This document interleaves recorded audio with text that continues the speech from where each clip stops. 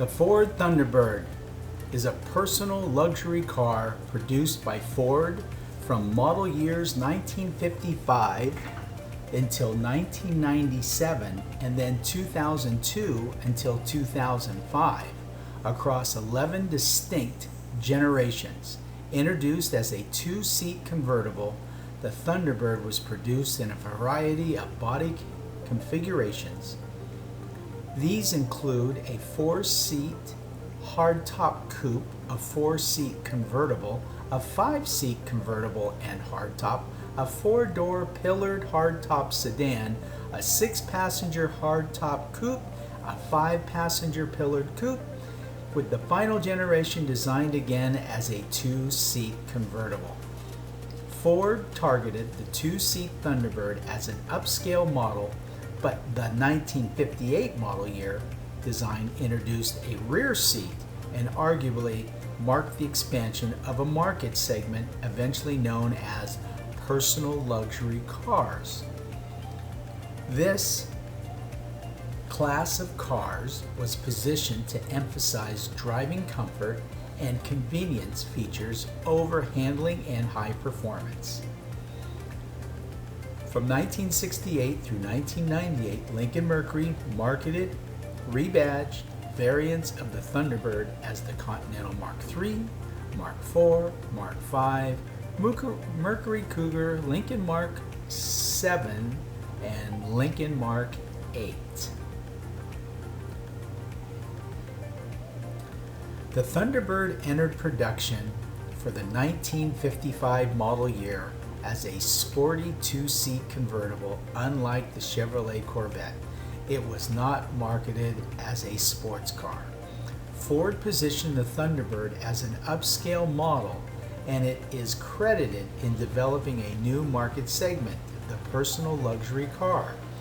For 1958, the Thunderbird was redesigned with a second row of seats. Succeeding generations became larger until the line was downsized in 1977, again in 1980, and again in 1983. Sales were good until the 1990s when the two large door coupes became unpopular.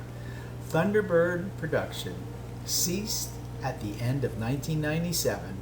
The production of a revived 2-seat Thunderbird was launched for the 2002 model year and continued for 3 years through 2005 model year.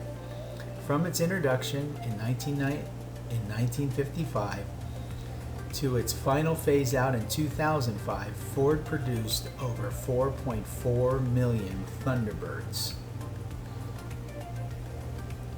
The second and fourth generation development Thunderbird convertibles were similar in design to the Lincoln convertible of the time and used the design from earlier Ford Skyliner hardtop and convertible models. While these Thunderbird models had a true convertible soft top, the top was lowered to stow in the trunk area, and this design reduced available trunk space when the top was down. The trunk lid was rear hinged that raised and lowered by hydraulic cylinders during the convertible top's up and down cycle. The forward end of the trunk lid contained a metal panel that extended upward to cover the area in which the top was stowed. No separate boot cover was needed between the back of the rear seat and the trunk lid when the soft top was retracted.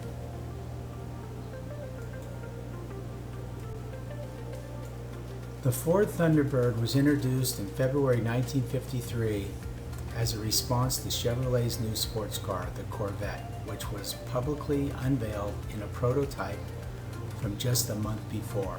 Under rapid development, the Thunderbird went from idea to prototype in about a year, being unveiled to the public at the Detroit Auto Show on February 20th, 1954.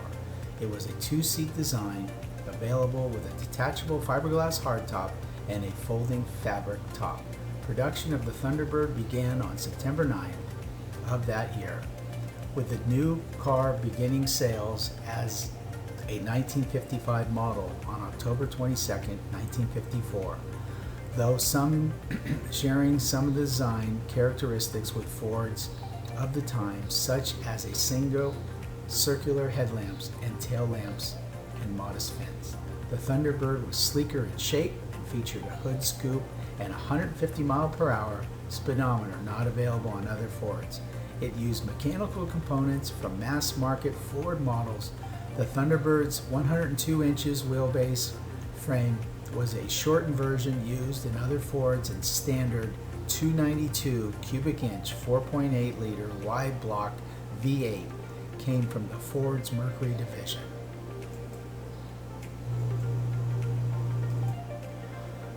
A smaller two-seater sports roadster was developed at the behest of Henry Ford II in 1953 called the Vega. The completed one-off generated interest at the time had a meager power, European looks, and a correspondingly high cost, so it never proceeded to production. The Thunderbird was similar in concept, but was more American in style, more luxurious, and less sport-oriented. Credit for the development of the original Thunderbird is given to Louis Crusoe, a former GM executive lured out of retirement by Henry Ford. George Walker, chief stylist, and Ford vice president Frank Hershey, chief stylist for the Ford division, Bill Boyer, designer for the body development studio, who became the manager of the Thunderbird studio in the spring of 1955, and Bill Burnett, chief engineer. Ford designer William Boyer was the lead stylist on the original 1955 two-seater Thunderbird, and also had input in the following series of Thunderbirds that included the 30th anniversary edition.